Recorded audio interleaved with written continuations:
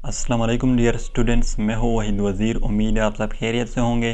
तो इस वीडियो में हम बात करेंगे translocation of food in the body of plant. तो ट्रांसलोकेशन जो है ये कम्बिनेशन है टू वर्ड्स का। ट्रांस जो है ये आया है ट्रांसपोर्ट से, और लोकेशन जो है ये इंग्लिश वर्ड है जिसका मतलब है जगह। तो ट्रांसलोकेशन को हम किस तरह डिफाइन करेंगे? तो ट्रांसलोकेशन का जो डिफिनीशन है वो ये है कि the movement of organic and inorganic materials from one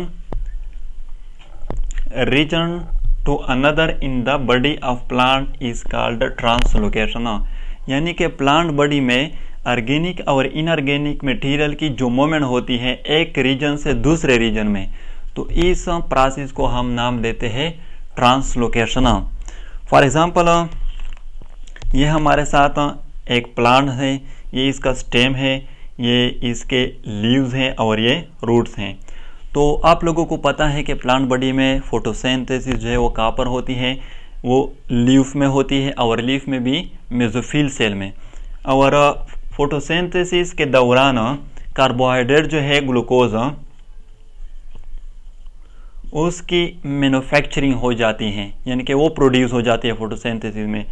तो जब फोटोसिंथेसिस के दौरान लीफ में ग्लूकोज ये प्रोड्यूस हो जाते हैं, फिर ये लीफ जो है इस ग्लूकोज को ट्रांसपोर्ट करती है to different parts of the plant, यानी कि स्टेम को भी ये ट्रांसपोर्ट करती है और रूट को भी इसी तरह। तो इस प्रोसेस को हम कहते हैं ट्रांसलोकेशन। याद रखें, जो स्मॉल प्लांट्स होते हैं जैसे कि ब्रायोफाइट्स, ब्रायोफाइट जो है इसकी जो हाइट होती है वो इंतहाई स्मॉल होती है। तो ब्रायोफाइट में जो ट्रांसलोकेशन ऑफ फूड होती है वो डिफ्यूजन के थ्रू होती है, डिफ्यूजन के थ्रू।